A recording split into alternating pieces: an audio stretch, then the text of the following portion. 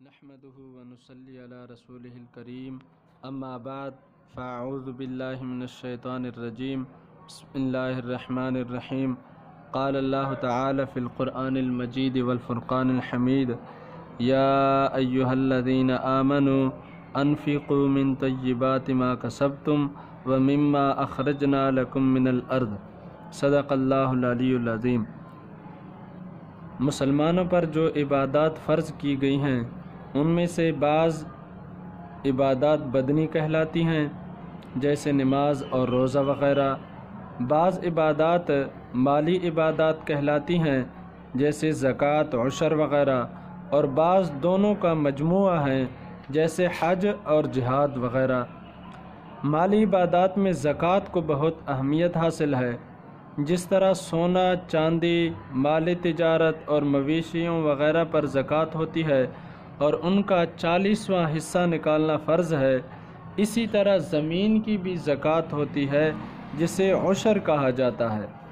اللہ تعالیٰ قرآن مجید میں فرماتے ہیں کہ یا ایھا الذین آمنوا انفقوا من طیبات ما کسبتم، اے ایمان والو اپنی کمائی میں سے پاکیزہ چیزیں خرچ کرو، ومما، اور اس میں سے بھی اخرجنا لکم، جو نکالا ہم نے تمہارے لیے، من الارض، زمین سے۔ اس قرآن مجید کی اس آیت سے عشر کا حکم ثابت ہوتا ہے۔ اسی طرح حدیث شریف میں بھی ہے، حضرت عبداللہ بن عمر رضی اللہ تعالی عنہما سے روایت ہے کہ نبی اکرم صلی اللہ علیہ وسلم نے ارشاد فرمایا، فیما سقط السماء والعیون او کان عشریا العشر وما سقی بالنسج نصف العشر، یعنی جو کھیتی بارش کے پانی یا قدرتی چشمے سے سیراب ہو یا خود بخود سیراب ہو تو اس میں عشر یعنی 10واں حصہ ہے، اور جس کھیتی میں کنویں سے پانی دیا جائے تو اس میں نصف عشر ہے۔ تو یہ قرآن مجید اور احادیث سے عشر کا حکم ثابت ہو گیا۔ اب وجوب عشر کی شرائط کیا ہیں؟ تو وجوب عشر کی شرائط یہ ہیں: مسلمان ہونا، زمین کا عشری ہونا،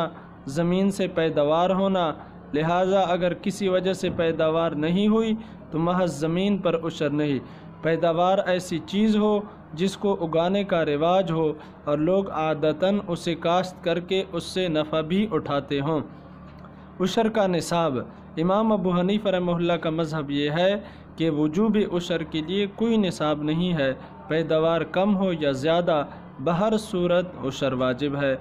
عشر کی واجب مقدار: جس زمین کو سیراب کرنے پر یعنی اس کی آبپاشی پر محنت یا خرچہ نہیں کرنا پڑتا، اس کی پیداوار میں عشر یعنی 10واں حصہ واجب ہوتا ہے، جیسے بارانی زمین، اور جس کی آبپاشی پر اس کو سیراب کرنے پر محنت کرنا پڑتی ہے، اس کی پیداوار میں نصف عشر یعنی 20واں حصہ واجب ہے، جیسے نہری زمین اور ٹیوب ویل والی زمین۔